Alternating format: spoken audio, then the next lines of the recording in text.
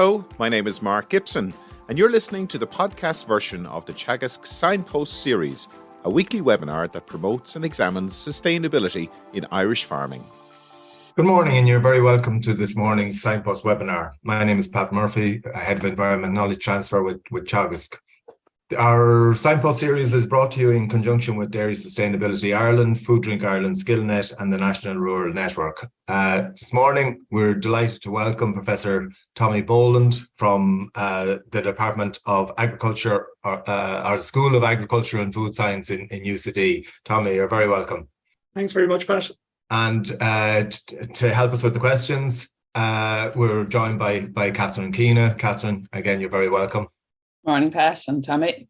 Tommy, you'll be addressing us this morning on the multiple challenges of in achieving sustainable pasture-based livestock production systems. A broad topic. A very broad topic, Pat, and maybe the title was a little bit ambitious when I set it, so I've maybe pared back a little bit from addressing the multiple challenges to a number of the challenges. Okay. Yeah, there's no shortage. I suppose without further ado then, Tommy, if you were able to share your presentation, we'll proceed. Pat, thanks very much, and thanks to Yvonne and the team in Teagasc Signpost for giving me the opportunity to speak this morning. What I'm going to discuss is in around the topic of addressing the multiple challenges in achieving sustainable pasture-based livestock production. And I'm really going to represent some of the work that's taking place within the School of Agriculture and Food Science in University College Dublin. And the work is not all my own work. It represents a combined effort from my colleagues here listed, Helen Sheridan, Karina Pierce, Alan Kelly, Tomas Russell, and Liam McGreen, who works in AgTech UCD.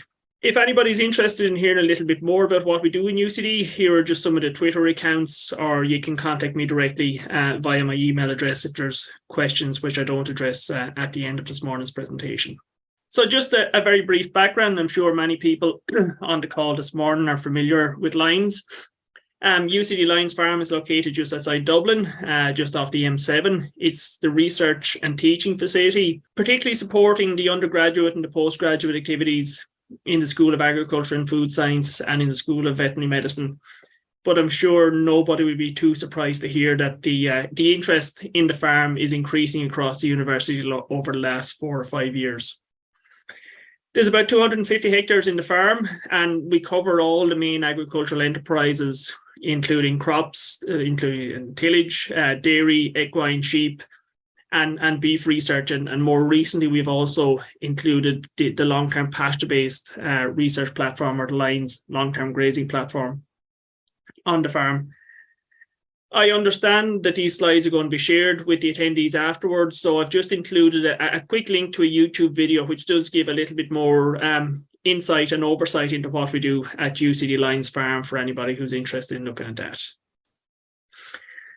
So there's a lot of conversation around sustainability, and sustainability can be a very complex term, and trying to get a good understanding of what it means. But I like this three-legged stool definition, and the three legs to sustainability being economic, social, and environmental.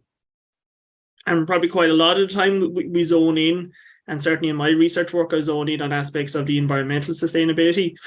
But it is important to look at the economic and the social sustainability aspects of the whole sustainability piece. And that's what I'm going to start with this morning. And this week, we saw the export, Board B export performance and prospects were announced on Wednesday. And it showed that Irish agri-food and drink exports, or Irish food and drink exports, had increased by 22% in year-on-year terms, up to a value of just under 17 billion. That equates to a daily food export of around 46 million euros worth of food products and drink products being exported from our country, which is, I think, quite an impressive level of performance. When we look at the major contributing factors to that 17 billion, or that almost 17 billion, we see that pasture-based activities are contributing a huge amount of that value. Almost 7 billion coming from the dairy sector, another 4 billion coming from meat and livestock, and then the consumer, or the prepared consumer food section, contributing another 3 billion. And again, many of our products produced in our pasture-based production systems will feed into that prepared consumer food section. So as an industry as a whole, as an agri-food industry, that's a very impressive level of performance. but we need to be very conscious as well of some of the challenges facing our exports and facing the value of the outputs which we're producing. If we look across the European Union and look at the inflation rate, up to November 2022 was running at just over 11%. Now, to put some context on that, the average inflation rate in the EU between 1997 and 2021 was 1.8%. So that's almost a tenfold increase in the rate of inflation across the European Union. And perhaps even more concerning, when we look at the contributing factors to that overall inflation rate, we can see that the inflation rate in food is about 70% higher than the inflation rate across all items. And there are reports just being released this morning which are showing that consumer preferences in terms of their protein purchases are starting to change across the European Union, with consumers starting to step back a little bit from red meats and placing more of a focus particularly on poultry or on the white meats in their protein purchasing decisions. This high inflation rate has led to a drop in consumer confidence, and the consumer confidence is running at historical lows across key economic regions, particularly across key markets into which we export our food products, whether that's the European Union or the OECD countries across Europe and the United Kingdom. And there's some suggestions that the UK has already tipped into recession, which is going to place pressure on our agri-food exports, of course. And then on the input cost side, facing the farming community, as we've witnessed over the last 12 to 18 months, and it's looking likely to continue for the next foreseeable future. We see key commodities have also increased in cost, particularly from a farming perspective and from a pasture-based farming perspective. We see fertilizer costs and energy costs demonstrating dramatic increases in prices. So while the export values are good, there are pressures coming on to I suppose, challenge profitability at individual farm level. The next aspect of sustainability I want to mention briefly is the whole social sustainability. And while we have, at a national level, a very well-performing agri-food industry, that agri-food industry and those export values I just referenced, they're built on tens of thousands of small individual building blocks, which are the Irish family farms and the men and women working around the country to produce those food products that contribute to our agri-food exports. Excuse me. My colleagues in UCD and elsewhere have been doing a lot of work looking at mental health in the farming community. And a headline figure from that research conducted by Tomás Russell and his colleagues is that almost 1 in 4 of Irish farmers are considered at risk for suicide. And that's a multiple higher than the general population. And there are various drivers behind this suicide risk. About 1 in 2 farmers experience moderate to extremely severe depression. About 45% of farmers experience moderate to extremely severe anxiety. And about 40% of farmers experience moderate to extremely severe stress. So these are really, really concerning factors for our farming population and the farming population which contribute to the success of our sector. And when these participants in the survey were asked from a list of 30 farming specific stressors, what caused them, I suppose, the most stress, or what were the main drivers behind these, I suppose, negative mental health outcomes. The 3 top stressors identified in that survey were government policies designed to reduce climate change, outsiders not understanding farming, and concern over the future of the farm. And they all really speak to sustainability in the broader context.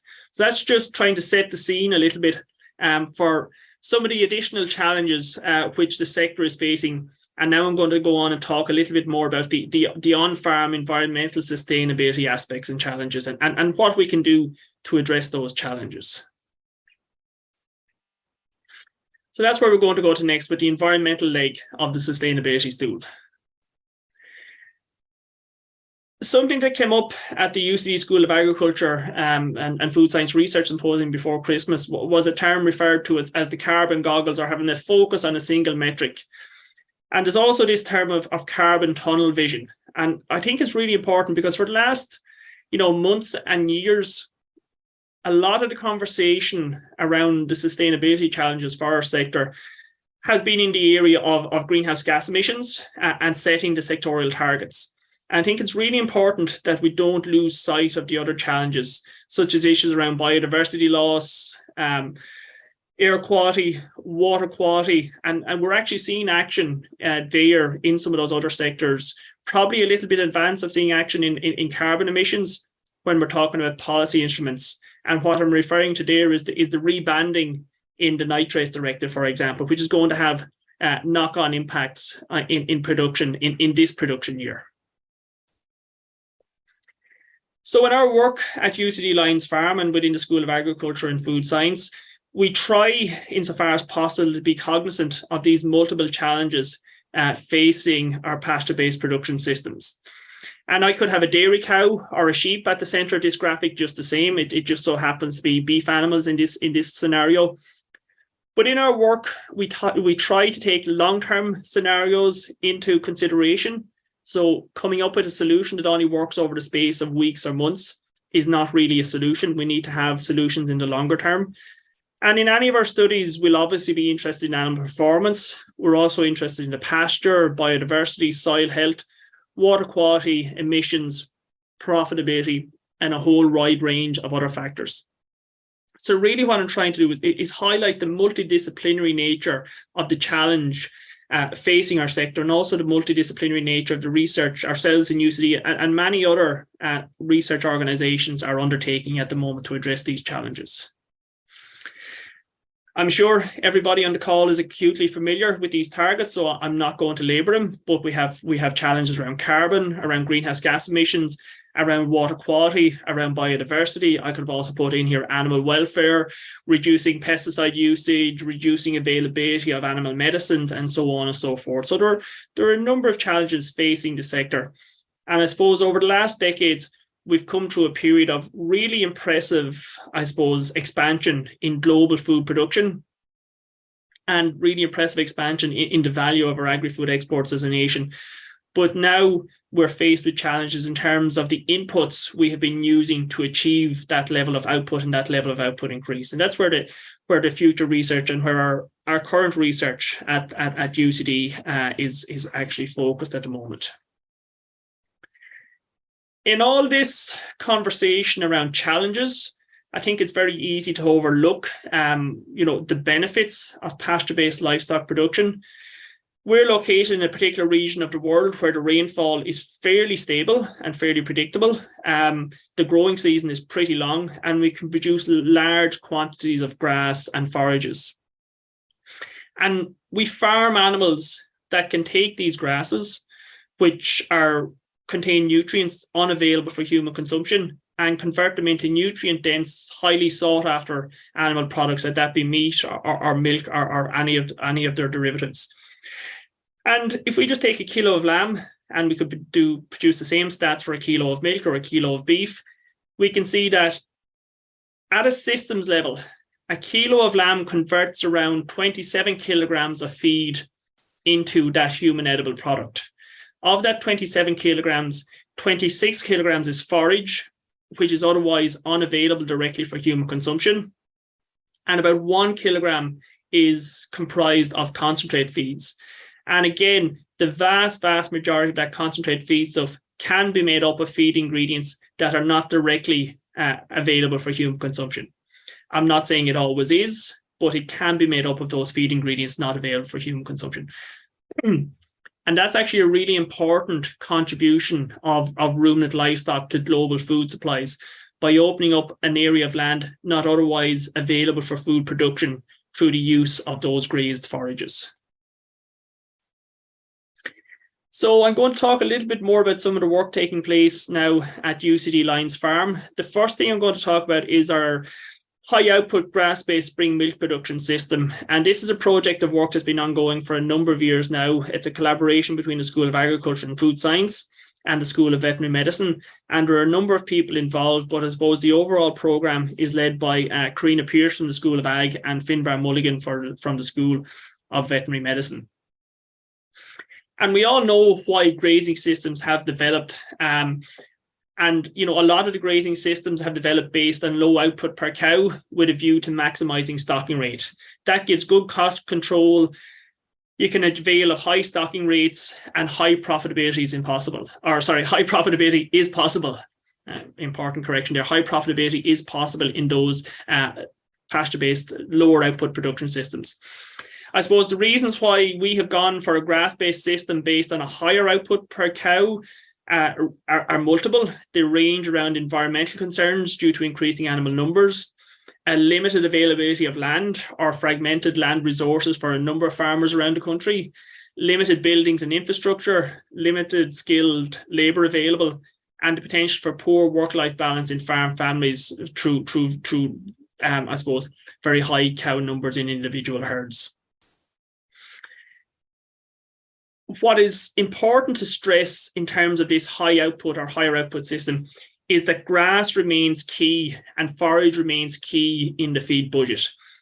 There's a lot of detail here on this slide, but basically what we're looking at is that the majority of the feed inputs across the year are coming from grazed grass and grass silage, with the target in our higher output production system to feed approximately 1.5 tonnes of concentrate on a fresh weight basis to cows each lactation.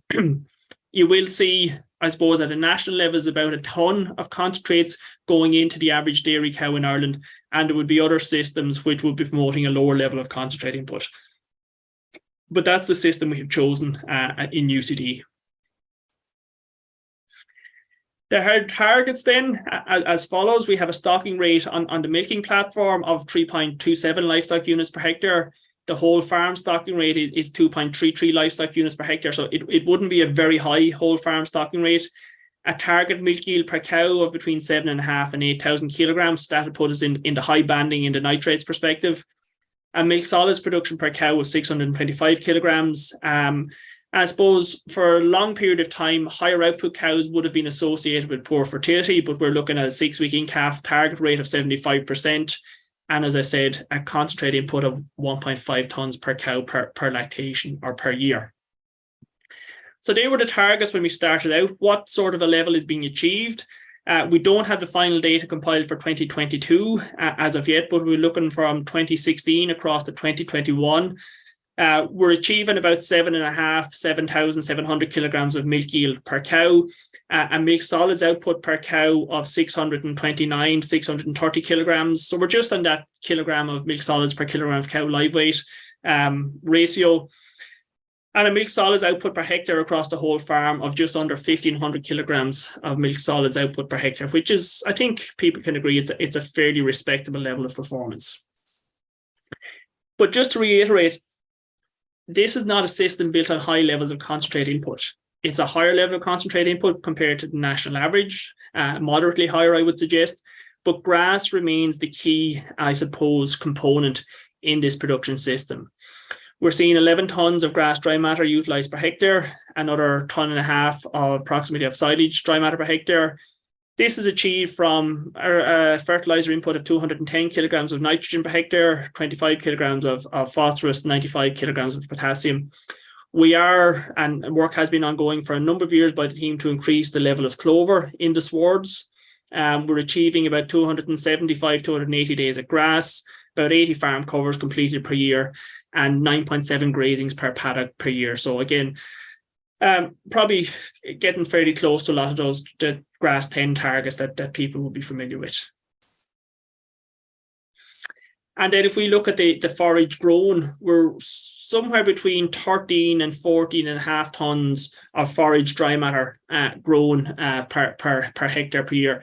The obvious year that stands out there on this graph is 2018. That's where we had quite a severe drought by Irish terms and by UC Lions terms. We are farming in one of the drier areas of the country. We would have an annual rainfall of about 750 millimetres. So it's quite a dry farm by Irish standards. And we do need pretty consistent rainfall to ensure we don't run into soil moisture deficits throughout the year. So that was very apparent in 2018. In terms, I suppose, of one of the key conversation points for the dairy sector at the moment is around nitrogen. and nitrogen use efficiency. The farm and the systems herd does quite well from that regard. We're looking at a nitrogen utilization efficiency rate of just under 40% in 2021. Looking across the National Farm Survey, the national average is approximately 25.6%. I suppose this slightly higher level of nitrogen utilization efficiency is driven to a large extent by higher milk production per cow, reducing fertilizer usage again, that's improving with the increasing clover content in the sward. And then we've done a lot of work in the recent past on concentrate formulation, and particularly the concentrate protein percentage in the diets, which has probably fed through into the industry now at this stage as well. So I mentioned earlier that the key attribute of our pasture-based livestock production systems is their ability to utilize grazed grass. But for various reasons at various stages of the year, let it be grass supply or milk production requirements, there is a requirement to offer some level of concentrate supplementation. And regardless of whether that's a lower level or a higher level, there's still a requirement across most of our pasture-based dairy production systems for some level of concentrate supplementation of grass. The team in UCD, Keena, Pearson, Zoe, McCain, Finbar, Mulligan, have been looking at, I suppose, two broad areas in relation to what we can do to enhance the sustainability of this concentrate supplementation at pasture. Number one is around native feed ingredients. We've high levels of feed imports into the country each year, and they can be associated with increased carbon footprints.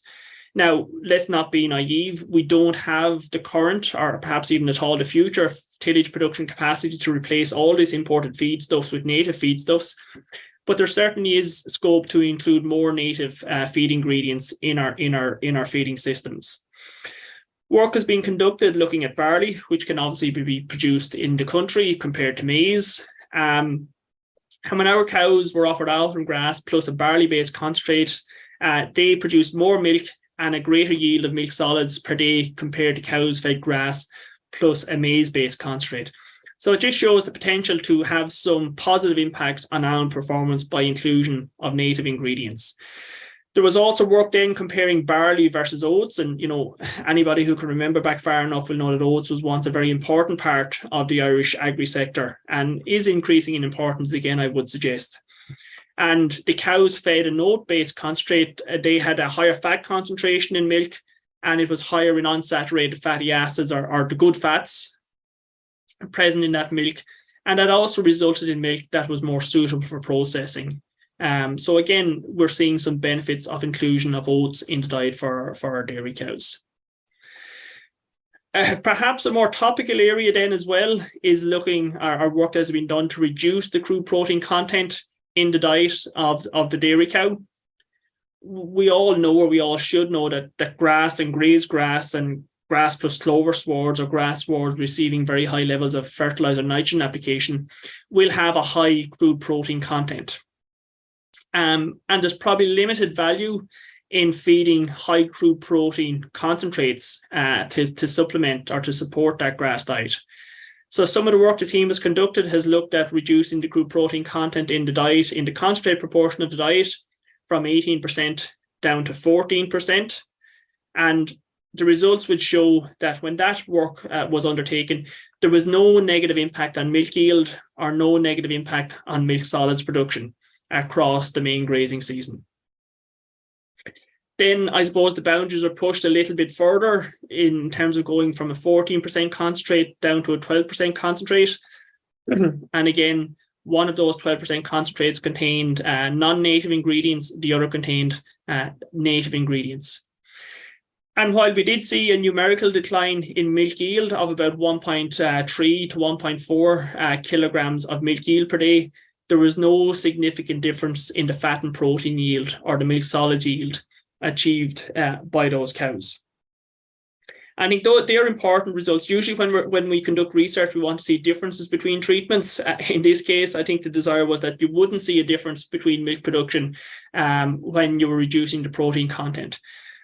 What we do know, however, is that by reducing the quantity of protein consumed by our dairy cows, that we will reduce the quantity or the amount of nitrogen excreted by our dairy cows onto pasture, because there's an almost straight line relationship between nitrogen consumed and nitrogen excreted in our ruminant livestock. So there's a win here in terms of reducing the quantity of nitrogen being excreted onto the pasture.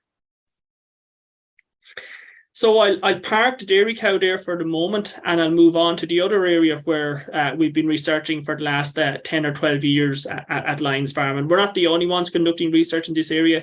John Finn has been working in this area for a number of years, and more recently colleagues in Grange and Moore Park and Athenry have become involved as well. But Helen Sheridan has been leading this research program in UCD for 12 or 14 years now at this stage, and I'm lucky to be involved, and Bridget Lynch was centrally involved when she was in UCD and many others as well. So multi-species swards are receiving a huge amount of attention at the moment, I think. And what we consider a multi-species sward in Ireland is really built on a 6-species mixture. That 6-species mixture contains perennial ryegrass and timothy, white clover, red clover, chicory, and plantain. And each of those species, or each of those functional groups, if you take grass as a functional group, legumes and herbs as a functional group, each of those functional groups and each of those species are included there for a particular purpose.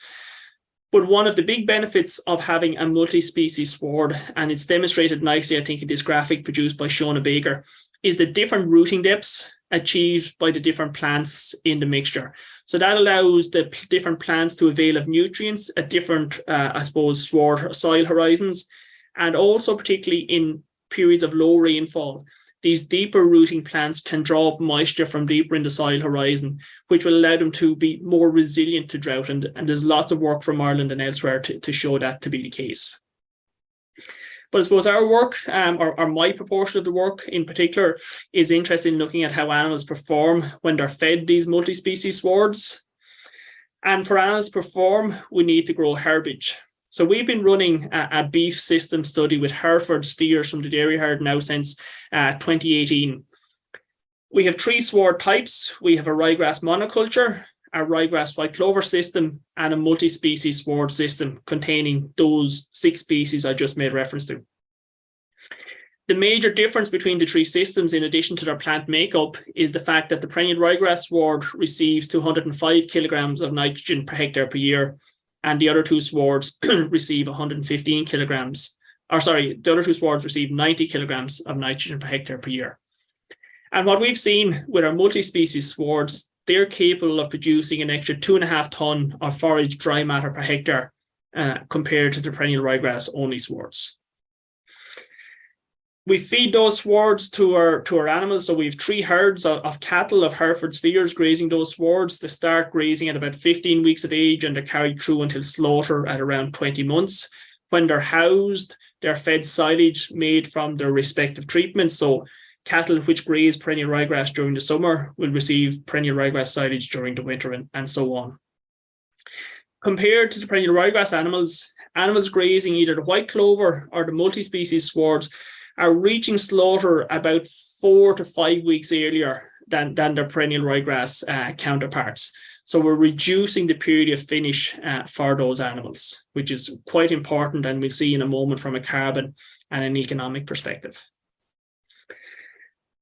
To mention carbon footprint, and carbon output, which is really important, when we look at the carbon footprint per kilogram of beef, live weight, and exactly the same statistics show up per kilogram of beef carcass produced, we're seeing that compared to a perennial ryegrass animals, the animals grazing either the ryegrass plus white clover or the multi-species sward have a 15% lower carbon footprint. And this has been driven by 2 factors. It's been driven by the reduced nitrogen fertilizer application rates, hence reduced nitrous oxide emission in the system. And it's also been contributed to by the fact that those animals are being finished earlier. Obviously, those 30 or 35 days are coming off the end of the animal's life, and that's the period when the animal will produce its largest quantity of methane emissions. We are doing work at the moment to see if there is any, impact of the multi-species swards on the daily methane emissions from the individual animals, and that may further add some benefits to the multi-species system in terms of the carbon footprinting perspective. The bottom line is important in all these interventions. And I think anytime we're looking at enhancing environmental sustainability, we also need to be conscious of the economic impact of those interventions. What we have seen with our ryegrass and white clover and our multi-species systems is an almost 70% increase in net margin compared to the perennial ryegrass only system. And the perennial ryegrass profitability was not poor in this study. Why is this difference occurring? Again, it's coming from the reduced fertilizer nitrogen input and the reduced level of concentrate feeding. And I suppose these figures were calculated in February, March of 2022. So they include the costs incurred in 2020 and 2021. They don't include 2022 costs, which are substantially higher than what we saw in 2021. I displayed that graphic earlier on, looking at the multiple, I suppose, areas we're looking at. And we're also doing a lot of environmental measurements and biodiversity measurements and water quality measurements. Just to quickly make reference to one, when we looked at the earthworm populations and the earthworm activity in our multi-species swards, we see that where the swards contain legumes in particular, but mixtures in general, would show much higher earthworm populations and much higher earthworm activities. And particularly when we measure earthworm activity as on the basis of earthworm casts, Olaf Schmidt and his team in UCD and Helen Sheridan would have shown that we get better rates of water infiltration into the soils on which multi-species swards and legume-containing swards are growing. So what does this mean? Well, it reduces the risk of surface runoff, and it reduces the rapid transfer of rainfall into streams and into waterways, which has the potential, if adopted at a wider scale, to reduce flood risk across catchments. So again, a very important, and it's one of a number of environmental benefits we've been recording with the multi-species swards. There are challenges as well with multi-species swards, which I'll be happy to discuss in the questions and answer section. So that's some of the work we have done to date. Let's look at very briefly at some of the work coming up in the future. Zoe McKay and Keena Minogue is the PhD student working in this, and working with Michael Deneen in Teagasc Moor Park on a pasture nitrogen utilisation efficiency programme. And particularly here, our focus is around the usage of plantain. And plantain is a herb that's been getting more attention in recent years. We've probably all seen it in hedgerows and even probably most commonly on waste ground around the country. And for years, I suppose our swards have been dominated by ryegrass. More recently, a little bit of work on ryegrass and white clover, a lot of work on ryegrass and white clover, and a little bit of work on multi-species swards. But work in New Zealand has placed a particular focus on plantain. And plantain is a herb with a deep taproot. It produces a number of secondary compounds which can influence what happens in the animal. They can also influence what happens in the soil. And there's work from New Zealand, as I said, to show that reduced urinary nitrogen excretion is actually occurring in cows which are being fed plantain. So that's what we're going to look at in lines. Can we reproduce those results in an Irish context? And if so, it has a potential to offer, I suppose, to offer a solution to some of our nitrogen challenges. Given the fact that we feed 1.5 tons of concentrates to our dairy cows each year as well, we also have the opportunity to look at concentrate supplementation strategies. In addition to reducing the protein content, are there other ingredients we can utilize which will allow us to reduce the concentrate input and reduce the nitrogen excretion from our dairy cows? So that's work that's going to take place in 2023. The last piece of work that's ongoing is the use of, I suppose, novel delivery methods to feed additives or to deliver additives to our dairy cows and our beef cattle and our pasture-based livestock. And a piece of work Stafford Vigers and myself and Zoe are doing with Terra Nutritech, BioAtlantis and Moonsys is looking at, can we feed novel seaweed extracts through the water stream, or deliver novel seaweed extracts through the piped water system to our cows at pasture for animals which are not receiving as much or any concentrate supplementation compared to the dairy cow at lines. And we're starting to see some really promising and really exciting initial results from this approach. So it'll open up potentially a wider application of feed additives across the entire industry. A lot of this work, I suppose, is being facilitated and being supported by the fact that in UCD we have a very close relationship with the ag industry as a whole. And Liam McGreen and Neve Collins and their team in the UCD Ag Tech Centre are focused now on promoting and accelerating startups in Ireland and beyond. And we're currently seeing the construction of the AgTech Centre at UCD Lyons Farm. And over the last 2 years, there's been the Accelerator campaign taking place, where startups have been invited in for an intensive training program, and also their technologies have been tested at UCD Lyons Farm using the facilities available to us. And this is one of the main assets of the AgTech Research Centre, the fact that it's based on the farm and it can access the resources of the farm to support ag innovation, to allow us to address the sustainability challenges. So, Pat, I'm not sure how I'm doing for time, but I'm going to finish up there, and hopefully that's just giving a quick overview of some of what we're doing in terms of addressing the challenges facing pasture-based production. Okay, that was a whirlwind, and thank you for that. Could I remind people that if they have questions, to use the questions and answers to put the questions to you. I suppose just a few things to start. You outlined a number of areas of promise into the future, and I suppose the multi-species sward one is one where there's been a lot of conversations going on. But how close do you think we are to concluding that this is the way forward for pastures in Ireland into the future?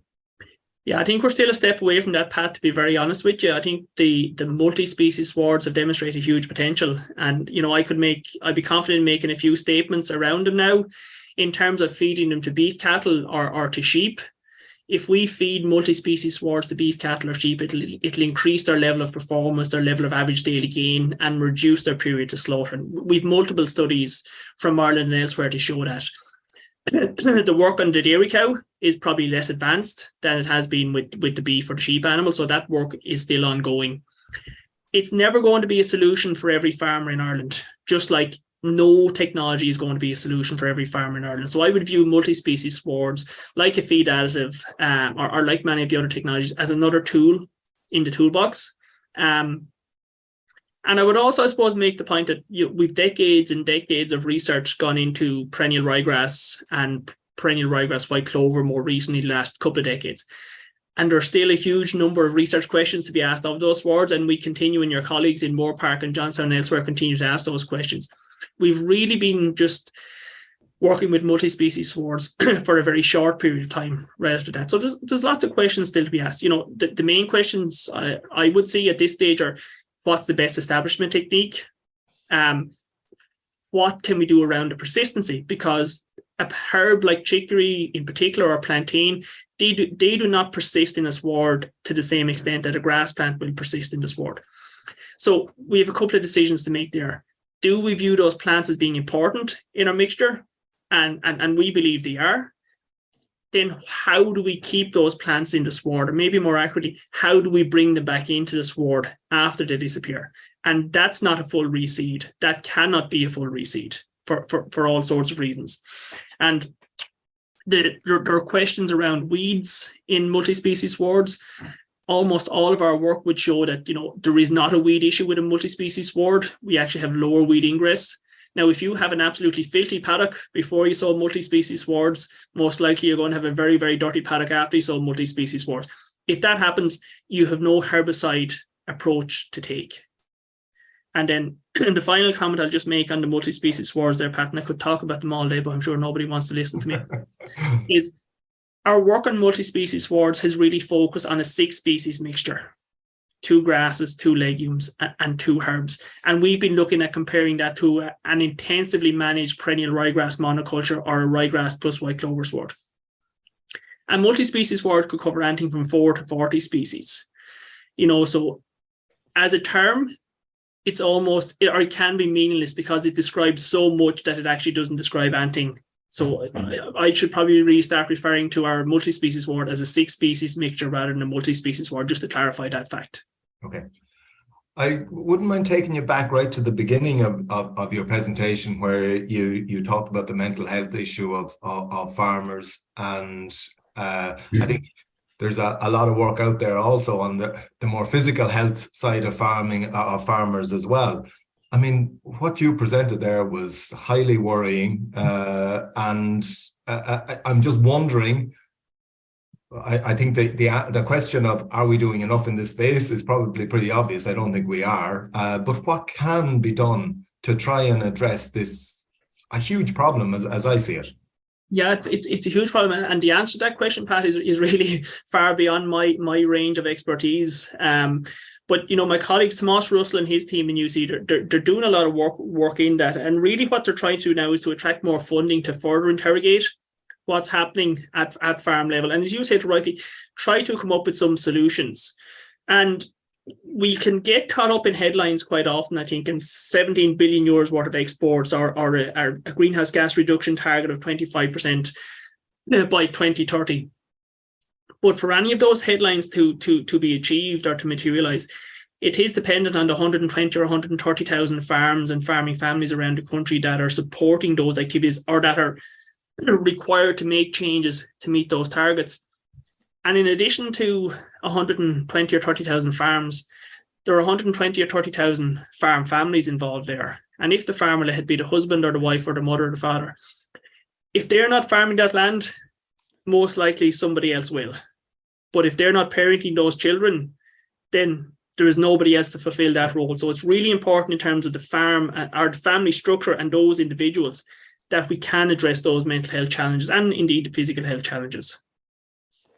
Okay, Catherine, questions starting to fly in? Yeah, question coming in. And first of all, Tommy, I'd just like to say I loved and welcomed the broad focus on sustainability in your presentation. I think it's really good. Questions, what role do universities have in getting knowledge to farmers when they don't have a direct knowledge transfer department themselves? Yeah, it's a really good question, Catherine. I think we're probably having more and more one-to-one interaction or group interaction with farmers than we would have had before, and particularly some of the developments that have taken place at Lyons Research Farm in the last decade or so. The Dairy Education and Research Centre and the long-term grazing platform has attracted a lot of attention and interest from farmers. So we get farmer groups coming in, but we're a small group of people working in that area, and you can only accommodate so many individual groups before it becomes quite onerous and takes over your life, really. Our real avenue for outreach is through the education of undergraduates in both the agri-science sector and the veterinary medicine sector. So these are people who are going to enter the industry and interact with farmers on a daily basis, whether as an ag scientist or a vet. And that's the avenue we're taking. We're bringing this latest research into our educational programs, our undergraduate and our postgraduate programs, and trying to equip our students and our graduates with the most up-to-date information. And then the graduates take that out to the sector. Very good. Just one question. You use the term native feed ingredient. Now, myself as a biodiversity person, native plant species have probably a very different connotation, plants that have been growing wild for 10,000 years. And maybe it's a familiar term now that I hadn't heard before, but are you talking about homegrown or Irish or? Yeah, I suppose grown in the country, Catherine, is what we're referring to there. So produced on tillage farms in Ireland. Yeah, okay. I take your point though on native. Yeah. From a biodiversity angle. Yeah. Do you have an opinion on how maize silage compares to maize concentrate as a supplement to cows at grass? This is in connection with the slide on barley and oats. Yeah, it's not a question we've looked at directly, but what I would say when you're comparing any feed ingredients is that you need to compare them on a nutrient basis, let that be protein, energy, minerals, fatty acids, etc. So the diet needs to be balanced for those essential nutrients. If you look at maize silage compared to maize grain, maize silage obviously contains a lot more fiber because it includes the entire plant, whereas maize grain is obviously just a starch containing grain. So it'll have a lower energy density, probably a slightly higher protein content, but a much higher fiber content. So you just need to be cautious and have your nutritionist balance that diet correctly. It's well established that clover and multi-species swards have advantages over perennial ryegrass only, but does a multi-species sward have a significant advantage over clover? Yeah, it's a good question. When we look at some of our performance statistics, we would see that the white clover, I'm talking about beef cattle here, with the white clover containing sward will be quite close to the multi-species sward in terms of animal performance. We still see the multi-species sward doing a little bit better. It has a slightly, the multi-species animals are finished slightly quicker than the perennial ryegrass white clover animals. We did see, and we have seen to date on our studies, a higher herbage production with our multi-species swards compared to our ryegrass white clover swards. Now, it's really important to say in any of these comparisons, the ability of a ryegrass white clover sward to grow depends on the clover content in the sward. So if you compare a ryegrass white clover sward that has a low clover content to anything, it will be disadvantaged in that comparison. And what we have seen with our multi-species swards today, Catherine, is that the red clover is actually making a really big contribution to both the herbage production and, we believe, the nitrogen fixation capacity. So we always need to be really, really careful about making sweeping statements and saying a multi-species sward is better than a ryegrass and a white clover sward, because it's very much dependent on what the makeup is. Tommy, Sorry, go on, Pat. Yeah, just going back to, I suppose, some of the multiple benefits of the multi-species sward, and you mentioned, I suppose, that the lower production of nitrates, and I suppose there's a number of factors, and there's some research coming from New Zealand. Am I right in thinking that some of the places where you have multi-species sward, you've put in an intensive infrastructure to look at that nitrate issue?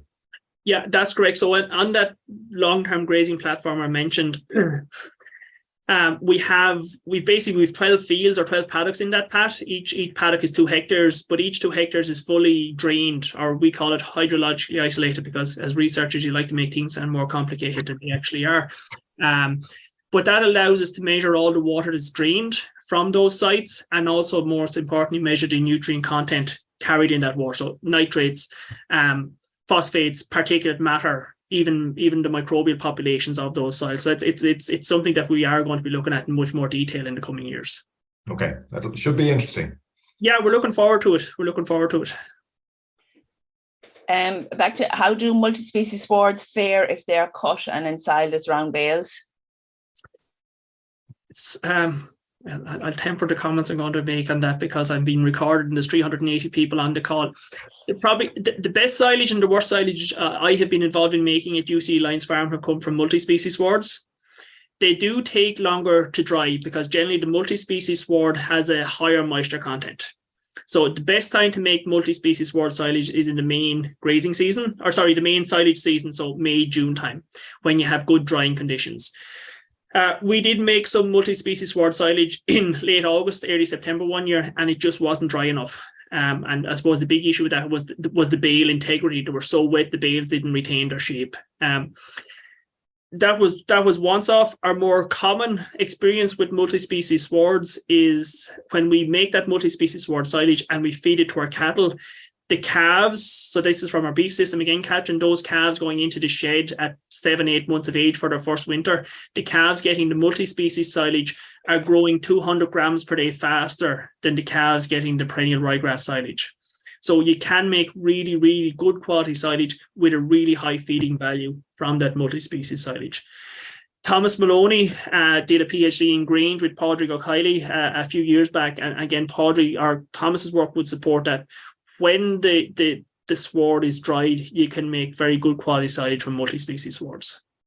I suppose just a divergent question, and there's a question there. Is there an argument for lifelong learning access or improved lifelong learning access for farmers, as there is in other areas of work? And are we doing a good enough job there in terms of providing that to farmers? Well, I think that there's probably lifelong learning required for us all, Pat, whether you're a farmer or a farm advisor or a researcher or anything else. And I think yourself and your colleagues in Teagasc do a very good job in terms of providing that lifelong learning for Teagasc clients. But so, yes, there is a requirement. But I think that there are so many competing interests for farmers' times and competing activities for advisors as well, particularly around the schemes and the huge labour requirement involved in scheme compliance, that absolutely there is requirement for continuing education and continuing personal and professional development for farmers, just like any profession. But there is a lot of thought required, I think, as to how best to deliver that. And I know probably yourself and your colleagues in Teagasc spend a lot of time thinking and actioning on that very question. Okay, Catherine? Yeah. Any work on pasture-fed pork, effect on soil health? I cover a broad range, but I haven't got the pasture-fed pork yet, Catherine. That's okay. What would be the transition time from ryegrass to multi-sward? Not sure. Yeah, that's a good question. And I suppose it really depends on what capacity farms have for reseeding. So if you're looking at a 10% reseeding rate, and if every paddock on the farm was to be converted to multi-species swards, then you're looking at a 10-year transition. But it's important to understand in that as well, that the paddock you receive today, in 10 years' time, unless that gets some additional attention, at least from our experience, it won't still be the same multi-species sward you've sown today in 10 years' time. We've had, again, swards running for 3 years, and we've seen the herb content diminish to a level which we weren't happy with, and we've come back in and rejuvenated those swards. Okay, so that covers queries about how long they last. Another question there, have you plans to investigate reductions in methane production due to increased multi-species swards feed? Yes, we have. We're doing that at the moment with the cows fed silage indoors. So the multi-species sward silage versus the ryegrass silage, we have these green feed machines in place investigating methane emissions, and we're just analysing the data from the grazing study that took place in August and September in 2022. So in the next few weeks, we should have the numbers on the first round of methane emissions from those cattle. Pat, you come in if I'm missing any. I'm just going down through them there. But Tommy, great presentation. I was on a talk recently about Trevor Gilliland, and he's of the opinion that cocksfoot is more suitable than Timothy in dry ground, and we should have separate advice for different soil types. What are your thoughts? I'd certainly agree we should have separate advice for different soil types, and I kind of made reference to that earlier, that a one size doesn't fit all here. And I also made reference to the fact that Lyons is a very dry farm. So what happens in Lyons won't necessarily be replicated on a farm which has a higher rainfall. The reason why we've gone with Timothy, we did have swards previously with cocksfoot. The reason why we've gone with Timothy is Timothy can achieve actually quite a good level of ground cover very, very early in the establishment of the sward, and we were using that as a tool to, I suppose, outcompete some of the weeds which may appear in the sward. Tommy, you mentioned there drought, and I suppose we've had a very good experiment over the last 5 seasons of drought with 2 severe droughts and a few minor droughts. How have your multi-species compared in their productive capability with, I suppose, both grass clover and perennial ryegrass? Yeah, so I suppose the first thing I'll say, Pat, is the soil will eventually run out of water. So it doesn't matter what you grow, it'll eventually deplete the water reserves in the soil, or the evapotranspiration will eventually get rid of the water from the soil. So there's no, at least not that I'm aware of, I'm very slow to make definitive statements anymore because somebody will always pick me up on it, but there's no plant that will grow continuously without water that I'm aware of yet.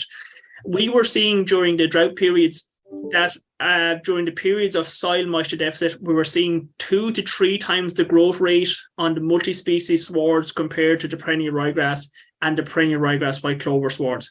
The perennial ryegrass white clover swards were holding up a little bit longer than the perennial ryegrass in those drought or those low rainfall conditions, but not nearly to the same extent as the multi-species swards.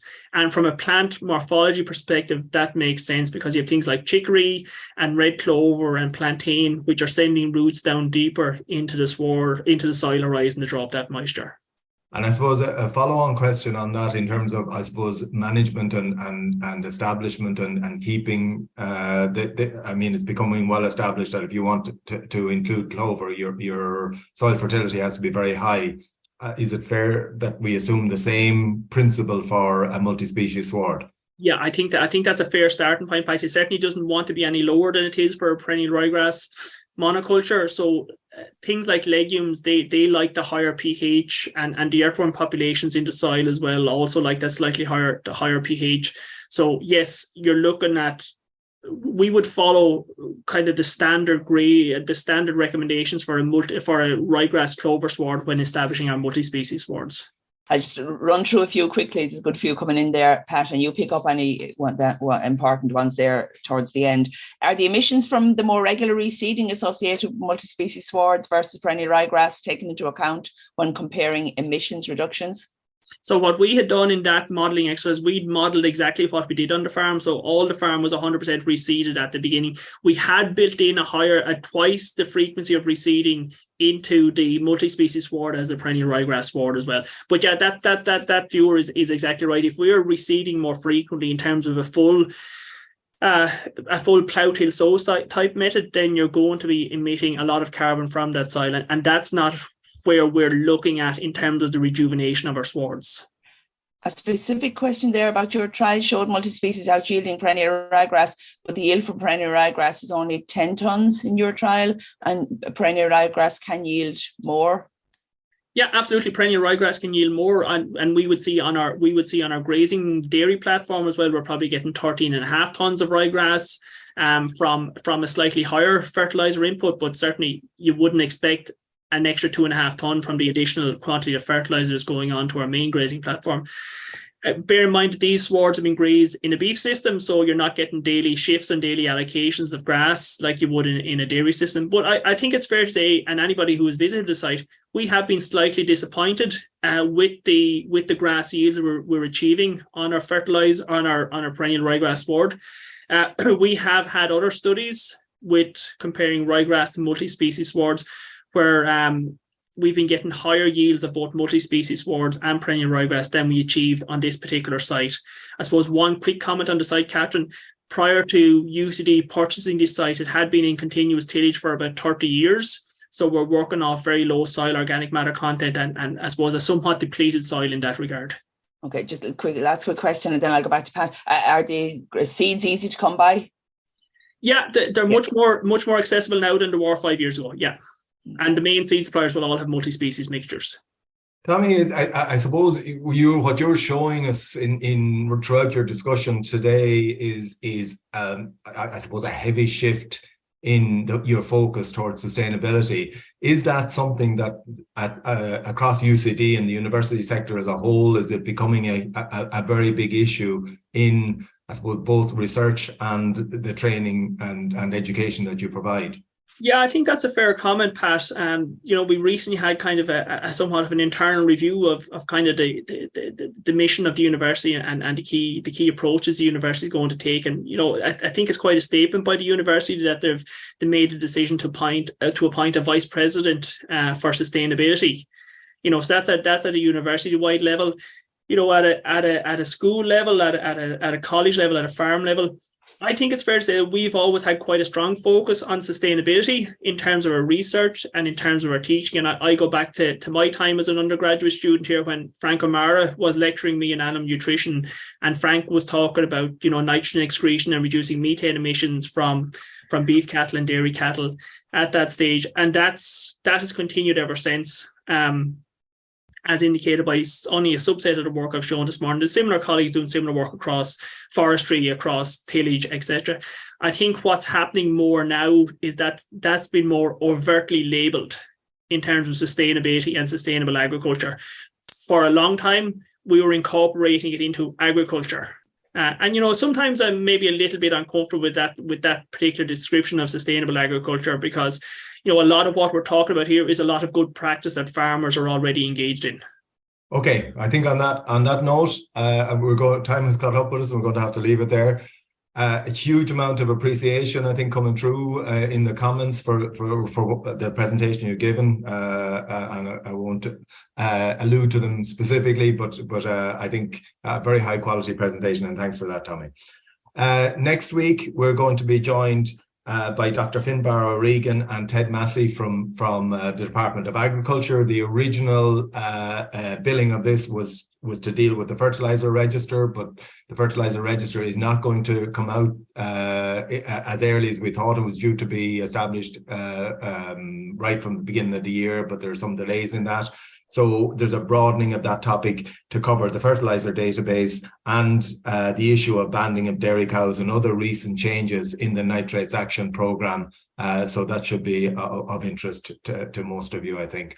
So until next week, I'd like to thank Yvonne Marr and Andy Boland as our series producers, and say to you to enjoy your weekend, and hopefully we'll see you again next week. You've been listening to the podcast version of the Teagasc Signpost Series, the weekly webinar that promotes and examines sustainability in Irish farming. Don't forget to join us live every Friday morning for our latest webinar. For more, visit teagasc.ie. And you can also rate, review, and subscribe to the Signpost Series on Apple Podcasts, Spotify, or wherever you get your podcasts from. I'm Mark Gibson, and thanks for listening.